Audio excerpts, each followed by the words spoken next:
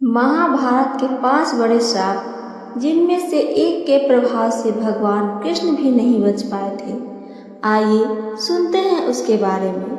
महाभारत एक ऐसा महाकाव्य जिसमें युद्ध था, धर्म अधर्म का संघर्ष था और ऐसे श्राप थे जिन्होंने इतिहास ही बदल दिया। क्यों आपने कभी सोचा है कि अगर गांधारी ने श्री कृष्ण को श्राप न दिया होता तो क्या द्वारका डूबती? अगर अम्बा का श्राप न होता तो क्या भीष्म कभी पराजित होते? ये सिर्फ कथाएं नहीं, ये वो घटनाएं हैं जिन्होंने युगों की दिशा तय की। आज हम आपको बताएंगे महाभारत के वो 5 श्राप जिन्होंने पूरे इतिहास को पलटकर रख दिया।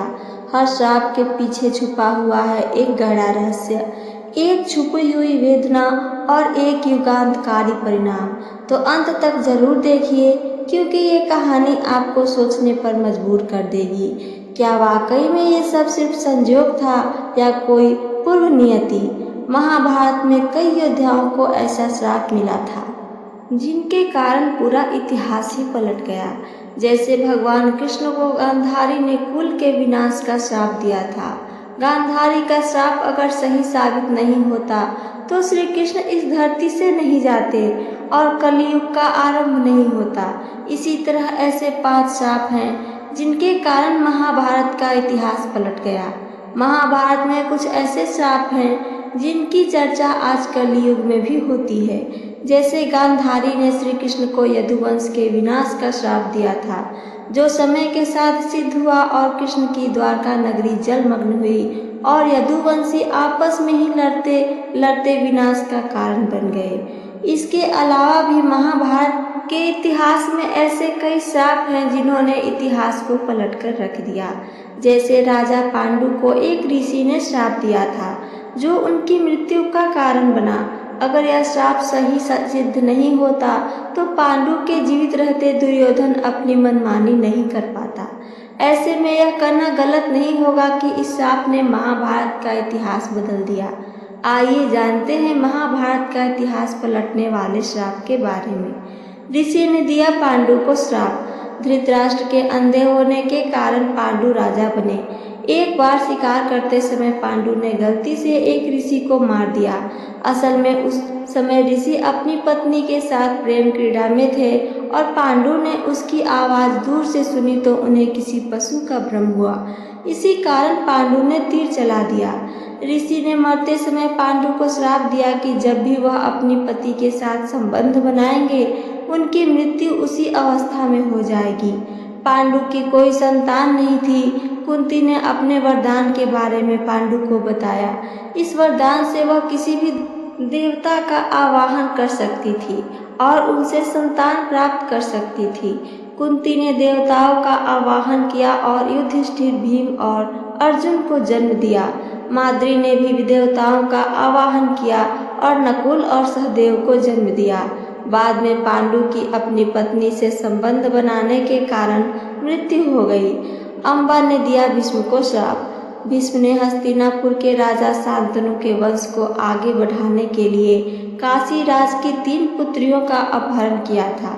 इनमें से एक कन्या अम्बा साल्वराज से प्यार करती थी। भीष्म ने उसे छोड़ दिया, लेकिन साल्वराज ने अम्बा को स्वीकारा नहीं। अम्बा बहुत अपमानित हुई। भीष्म के द्वारा अपहरण करने के कारण अम्बा का जीवन खराब हो गया।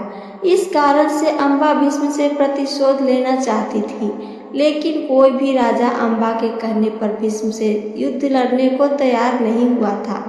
उसने मरने से पहले भीष्म को श्राप दिया कि वह अगले जन्म में उसकी मृत्यु का कारण बनेगी। बाद में अम्बा ने शिखंडी के रूप में पुनर्जन्म लिया और भीष्म की मृत्यु का कारण बनी।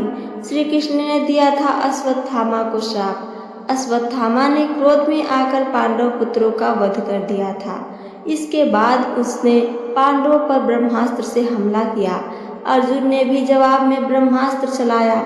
महर्षि व्यास ने दोनों अस्त्रों को टकराने से रोका। उन्होंने अर्जुन और अश्वत्थामा से अपने अपने ब्रह्मास्त्र वापस लेने को कहा। अर्जुन ने तो अपना अस्त्र वापस ले लिया, पर अश्वत्थामा को यह विद्या नहीं आती थी, इसलिए अपने अस्त्र की दिशा बदलकर अभिमन्यु की पत्नी उत्तरा के गर्भ की ओर कर दी। निर्दोष बालकों की हत्या करने के अपराध में कृष्ण अश्वत्थामा पर बहुत क्रोधित हुए। भगवान श्री कृष्ण ने अश्वत्थामा को श्राप दिया कि वह 3000 साल तक पृथ्वी पर भटकता रहेगा। उसे किसी से बात करने का मौका नहीं मिलेगा। उसके शरीर से पीप और खून भी बदबू आएगी। वह मनुष्य के बीच रहने के लायक नहीं है, इसलिए वह मनुष्यों के बीच नहीं रह पाएगा और उसे दुर्गम वन में रहना होगा। मान्यता है कि अश्वत्थामा आज भी श्री कृष्ण के श्राप को ढोता हुआ वन वन भटक रहा है। गांधारी ने दिया श्री कृष्ण को श्राप। गांधारी ने श्री कृष्ण को पांडवों और कौरवों के विनाश के बाद श्राप दिया था। उन्होंने कहा कि जिस तरह पांडव और कौरव आपस में लड़े, उसी तरह श्री कृष्ण के बंधु बांधव भी आपस में लड़कर नष्ट हो जाएंगे। गांधारी ने भविष्यवाणी की 36 वर्ष बाद श्री कृष्ण अपने कुल के विनाश के बाद एक अकेलेपन के बीच मारे जाएंगे। गांधारी का श्राप सच हुआ और कृष्ण के बंधु बांधव आपस में लड़ मरे और श्री कृष्ण का भी संसार से मोह भंग हो गया। इसके बाद श्री कृष्ण एक वन में जाकर विश्राम करने लगे।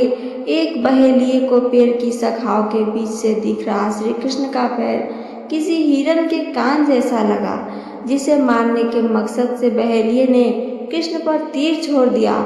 तीर का विष कृष्ण के शरीर में फैल गया, जिससे वे मानव शरीर को त्याग कर वापस वैकुंठ धाम लौट गए।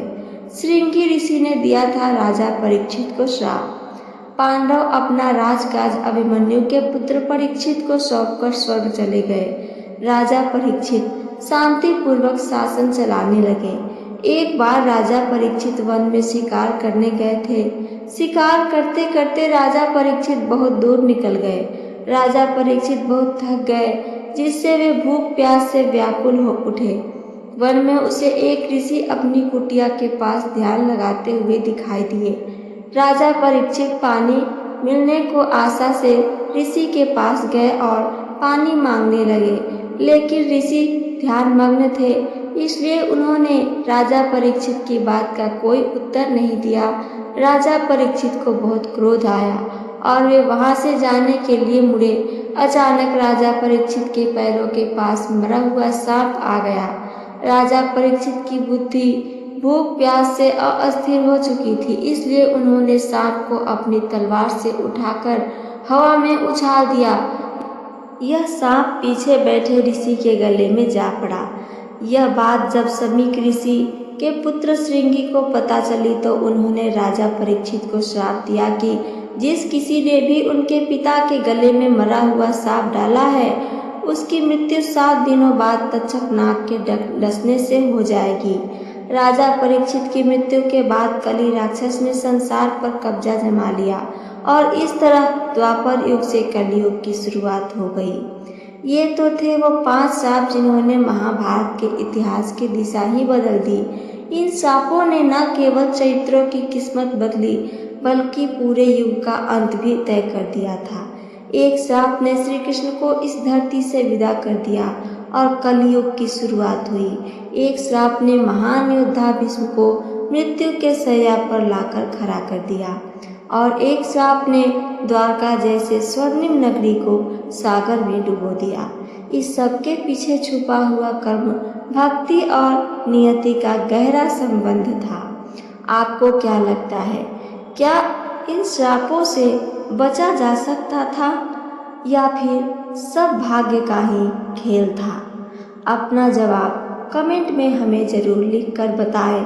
अगर आपको ये वीडियो पसंद आई हो तो लाइक करें, शेयर करें और हमारे चैनल डिवोशनल नॉलेज को सब्सक्राइब करना ना भूलें। मिलते हैं अगले वीडियो में एक और रहस्य और एक नई कथा के साथ। सुनने के लिए धन्यवाद दोस्तों। जय श्री कृष्ण। राधे राधे।